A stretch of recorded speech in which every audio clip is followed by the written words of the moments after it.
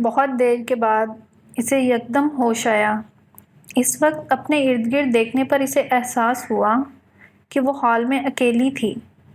میں نے کل تمہارے بھائی کو نعت پڑھتے سنا، امامہ نے اگلے دن زینب کو بتایا۔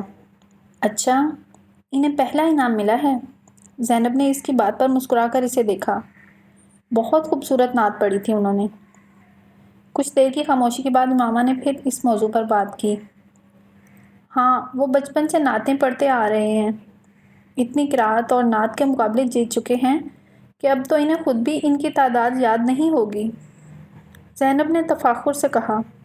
ان کی آواز بہت خوبصورت ہے، امامہ نے پھر کہا۔ ہاں، خوبصورت تو ہے، مگر ساری بات اس محبت اور عقیدت کی ہے جس کے ساتھ وہ نعت پڑھتے ہیں۔ انہیں حضور اکرم صلی اللہ علیہ وآلہ وسلم سے عشق ہے، اتنی محبت کہ جس کی کوئی حد نہیں۔ قرأت اور نعت کے علاوہ انہوں نے کبھی کوئی اور چیز نہیں پڑھی، حالانکہ بہت مجبور کیا جاتا رہا، مگر ان کا ایک ہی جواب ہوتا تھا کہ میں جس زبان سے حضرت محمد صلی اللہ علیہ وآلہ وسلم کا قصیدہ پڑھتا ہوں، اس زبان سے کسی اور شخص کا قصیدہ نہیں پڑھ سکتا۔ محبت تو ہم بھی حضور صلی اللہ علیہ وآلہ وسلم سے کرتے ہیں، مگر جیسی بھائی کرتے ہیں ویسی محبت تو ہم میں سے کوئی بھی نہیں کر سکتا۔ پچھلے 10 سالوں میں ایک بار بھی انہوں نے نماز قضا نہیں کی، ہر ماہ ایک قرآن پاک پڑھتے ہیں۔ تم تو نعت کی تعریف کر رہی ہو، اگر ان سے تلاوت سن لو تو؟ وہ بڑے فخر سے بتا رہی تھی۔ امامہ چپ چاپ اسے دیکھ رہی تھی۔ اس نے زینب سے اس کے بعد کچھ نہیں پوچھا۔ اگلے دن وہ صبح کالج جانے کے لیے تیار ہونے کی بجائے اپنے بستر میں گھسی رہی۔ جویریہ نے خاصی دیر کے بعد بھی اسے بستر سے برآمد نہ ہوتے دیکھ کر جھنجھوڑا۔ اٹھ جاؤ امامہ، کالج نہیں جانا کیا؟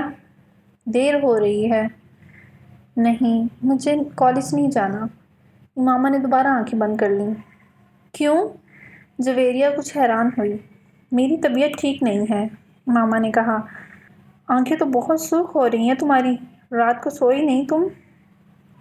نہیں، نیند نہیں آئی، اور پلیز اب مجھے سونے دو، امامہ نے اس کے کسی اور سوال سے بچنے کے لیے کہا۔ جویریہ کچھ دیر اسے دیکھتے رہنے کے بعد اپنا بیگ اور فولڈر اٹھا کر باہر نکل گئی۔ ان کے جانے کے بعد امامہ نے آنکھیں کھول دیں۔ یہ بات ٹھیک تھی کہ وہ ساری رات نہیں سو سکی تھی، اور اس کی وجہ جلال انصر کی آواز تھی۔ وہ اپنے ذہن کو اس آواز کے علاوہ اور کہیں بھی فوکس نہیں کر پا رہی تھی۔ جلال انصر، اس نے زیر لب اس کا نام دہرایا۔ آخر اس کی آواز کیوں مجھے اس قدر اچھی لگ رہی ہے کہ میں اسے اپنے ذہن سے نکال ہی نہیں پا رہی۔ اس نے الجھے ہوئے ذہن کے ساتھ بستر سے نکلتے ہوئے سوچا۔ وہ اپنے کمرے کی کھلی ہوئی کھڑکی میں آ کر کھڑی ہو گئی۔ میرے بھائی کی آواز میں ساری تاثیر حضرت محمد صلی اللہ علیہ وآلہ وسلم کے عشق کی وجہ سے ہے۔ اس کے کانوں میں زینب کی آواز گونجی۔ آواز میں تاثیر اور عشق؟ اس نے بے چینی سے پہلو بدلا۔ سوز، گداز، لوچ، مٹھاس، آخر کیا تھا اس آواز میں کہ وہ اٹھ کر کھڑکی سے باہر دیکھنے لگی۔ دنیا عشق اللہ سے شروع ہوتی ہے اور عشق رسول صلی اللہ علیہ وآلہ وسلم پر ختم ہو جاتی ہے۔ اسے ایک اور جملہ یاد آیا۔ عشق رسول صلی اللہ علیہ وآلہ وسلم؟ اس نے حیرانی سے سوچا۔ عشق رسول صلی اللہ علیہ وآلہ وسلم یا عشق محمد صلی اللہ علیہ وآلہ وسلم؟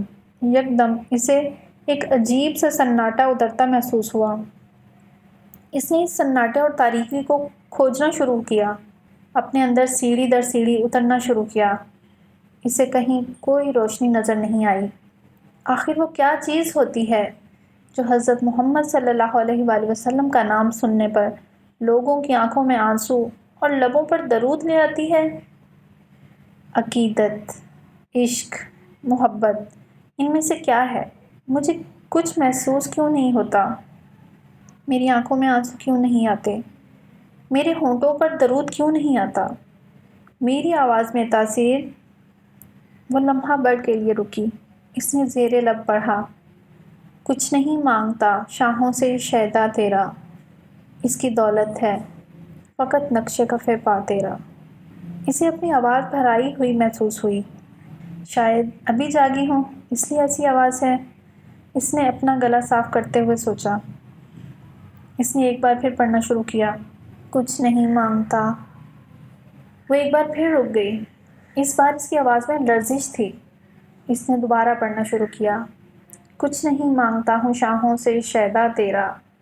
کھڑکی سے باہر نظریں مرکوز رکھتے ہوئے اس نے لرزتی بھررائی آواز اور کانپتے ہونٹوں کے ساتھ پہلا مصرع پڑھا، پھر دوسرا مصرع پڑھنا شروع کیا اور رک گئی۔ کھڑکی سے باہر خلا میں گھورتے ہوئے وہ ایک بار پھر جلال انصر کی آواز اپنے کانوں میں اترتی محسوس کر رہی تھی۔ بلند، صاف، واضح اور اذان کی طرح دل میں اتر جانے والی مقدس آواز۔ اسے اپنے گالوں پر نمی محسوس ہوئی۔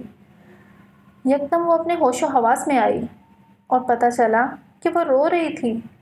کچھ دیر جیسے بے یقینی کے عالم میں وہ اپنے دونوں ہاتھوں کی انگلیاں دونوں آنکھوں پر رکھے دم بخود کھڑی رہی۔